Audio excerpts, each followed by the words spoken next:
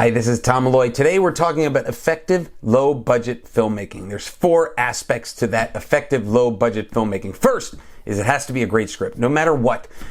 Try not to make the film where you're just like, this is good enough, like, let's do it, it's fine.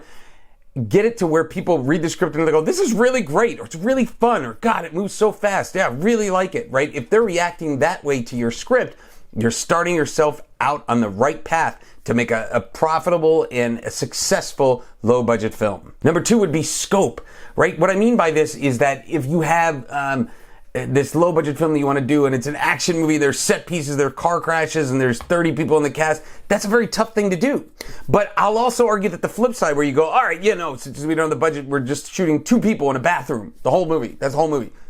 I mean, like, I don't know how that would feel completely cramped, and unless that was your purpose to feel cramped, most people watching it would just say, oh, they just didn't have the budget to go to other places in the house, or even like a one location house is the same type of thing.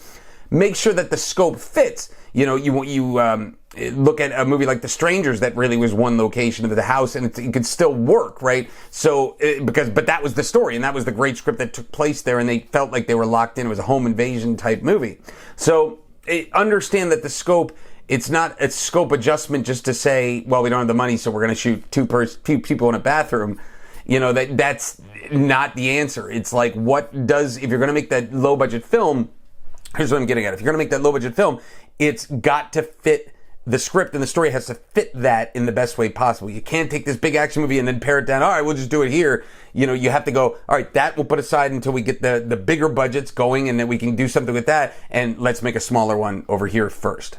The same goes for production value. Production value is just as important. Now, the scope would be the actual kind of size of the script and the feel of the script. Production value would be the things like cast, like locations, like big set pieces. Every time I do a lower budget film, I look and I go, all right, what are the big shots that we can do? The big crane shots, or, shots with a bunch of cars and a bunch of people in them that make the movie feel bigger than it is. If you can do that, you get more production value and people think the movie's worth more and it was a bigger film. The same with just having a cast. If you have an actor that's a known actor in your lower budget film, people look and they go, oh, this is a real movie. So-and-so's in it, right? And that gives you kind of that stamp, that certification that you're making a real professional film. And number 4, you have to have the right mindset. Going into this low-budget film, everybody's got to kind of roll up their sleeves, so to speak, right? They can't be looking at it as a paycheck. They can't be looking at it as something that they're going to just be doing as a favor. You never want that cast or crew or otherwise. We're like, yeah, whatever, fine, I'll do it for that amount. I'm not going to be happy about it.